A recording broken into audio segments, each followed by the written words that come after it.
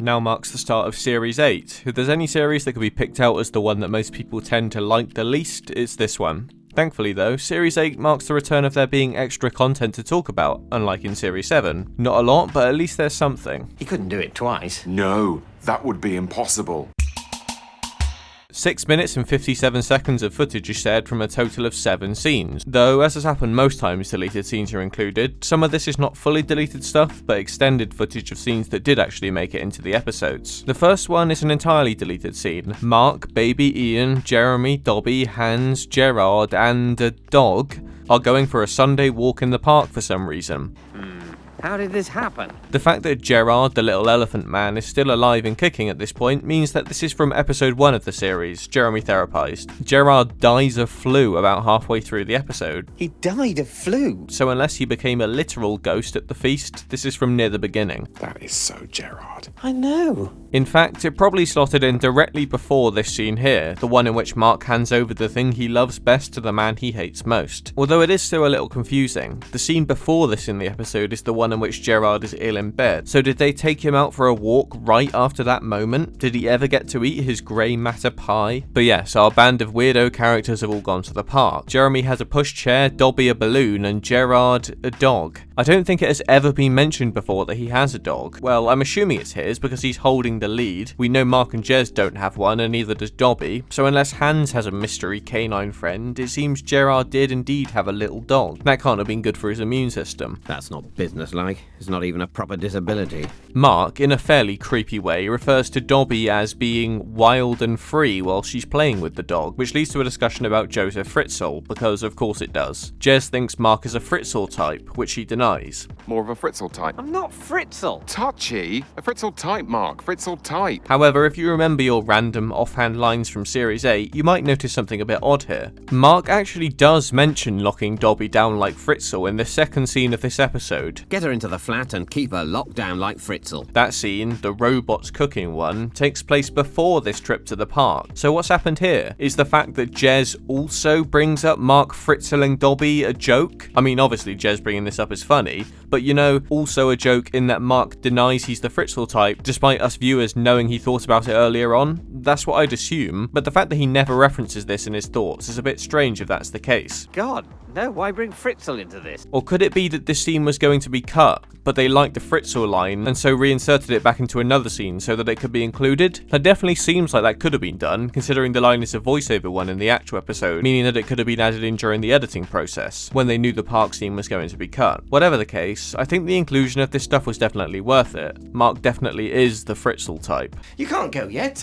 I won't let you go. The rest of the non-kidnap, non-dog related stuff is mostly relating to Gerard, the sickly Casanova. And again, it brings up a few questions. So Gerard is weak and needs to rest, and Dobby says she wants to make sure he gets home alright and wants to go and tuck him in. I might make sure he gets back alright. Tuck him in. You know what he's like. But remember, the scene prior to where I think this scene would have been is basically that same situation already. Dobby goes round to Gerard's place to make sure he's okay. So what's the structure here? Mark and Dobby go to Gerard's place and make sure he's okay, then go to the park, and then Dobby again goes back to Gerard's to make sure he's okay? That would be a pretty pointless sequence of events. So you may think, hey, maybe that scene of Gerard in bed was meant to come after this park scene, and that this is where she tucks him in. But no, that can't be the case, because the clothes that Mark and Dobby are wearing are different to those in the park scene. Tuck me in, tuck my cock right in there, Dobby. But then it makes me think, maybe this was actually supposed to be the very first scene in the episode. The clothes that Mark, Jez and Hans are all wearing in the actual opening scene of the episode are the same as the ones they have on at the park. And maybe the Dobby returning back to Gerard's house to tuck him in bit was said because they wanted to set up an initial instance of him luring her around, which would explain Mark's surprise appearance the second time she goes. One of Mark's lines is actually aiming for a bit more Connect foreplay, which could indicate that indeed she had already gone round once this episode already, in a scene that we never saw get set up. I'm gonna block your bright red cock. Okay, so logically it does make sense that the trip to the park could have been the opening scene. The voiceover that Mark says at the beginning of it does sound very much like a bit of an episode opening exposition line. Sunday walk in the park. The Swiss Family Robinson gone wonky. And as I said, the clothes in the scene that would then follow this do line up, but now I'll unfortunately ask some more questions. So if Mark has baby Ian at the park in the opening scene, where is he for the period of time between the park and Jeff picking him up? Mark goes to Dobby's place. Where's Ian? Mark goes to Gerard's place. Where's Ian? Is he in the flat with Jez? I doubt it, seeing as Mark didn't seem at all bothered by Jez and Hans having a fucking fire in there. Also, another thing, if we assume the park scene is the opening one, the clothing of the characters still doesn't add up. It'd mean that Mark would have had the dark blue shirt in the first two scenes, the light blue shirt in the next two scenes, and then the dark blue one again for one more scene.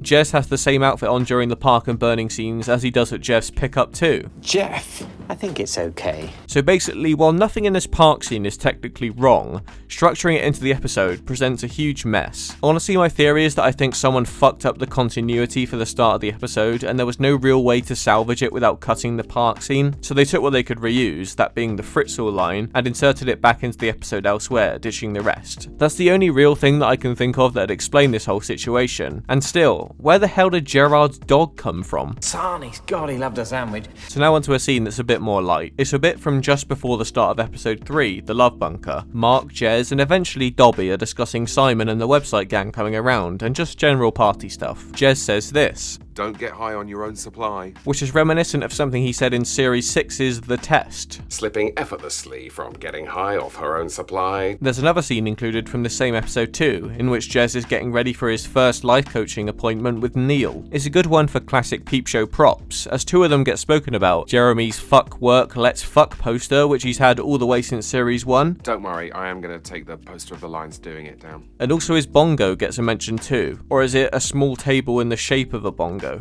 You weren't carrying a bong. There was no bongo. The next two are from episode 4, Big Mad Andy, and are both related to cats. As you may remember, that episode starts out with Dobby saying she likes cats, so Mark then gets one to try and convince her to move in with him. It's handled a bit strangely though, as after the scene introducing the cat, the only other one that really focuses on it is the one in which it's given away. That changes here, with firstly a scene in which Mark and Jez visit the cat rescue centre to choose one. When talking to Jez, Mark says this: I want to use it to try to lure her into moving in, like a classic 70s pedo in a Ford Granada. And now, even though this cat rescue centre segment was cut, the line still made it into the final episode, now being an internal thought Mark has when he brings the cat home. And this cat's gonna help me lure Dobby in, like a classic 70s pedo in a Ford Granada. Jez also really likes cats it seems, and wants to rescue all of them, which is nice. Unfortunately for him though, in the second cat-related deleted scene, we learn that he's also allergic to cats. A little bit badly allergic, yes. There's one scene from episode 5, Chairman Mark, that centres around Mark's nephew Joshy, in which Jez does more of his arm flailing,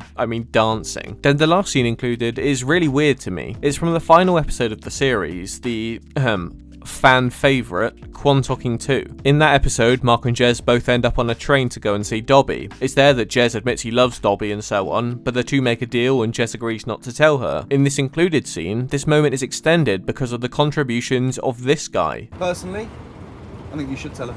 Excuse me? Yep, a random passenger on the train just interjects mid-conversation and gives his thoughts on the Dobby situation. Just think she has a right to know before you propose. Oh, you do you? This is such a peculiar moment. I can't really think of any other times from the show that feel like this. I'm not saying it's bad though. In fact, scenes like the train one in the original episode have always been a slight pet peeve of mine. Not anything important to the scene, but the fact that none of the characters in the background ever react to or even just seem like they can hear what our main characters are saying. You think I'm some kind of sex duckling who'll follow anyone around who's got breasts and a vagina? So for this one moment here, it's kind of refreshing that someone actually jumps in and says something, as though Mark and Jez actually exist in the real world. This moment is kind of funny, especially Mark's comment on the Da Vinci Code, but it's the sort of thing I fully understand cutting out. Apologies, sir, but he's reading the Da Vinci Code.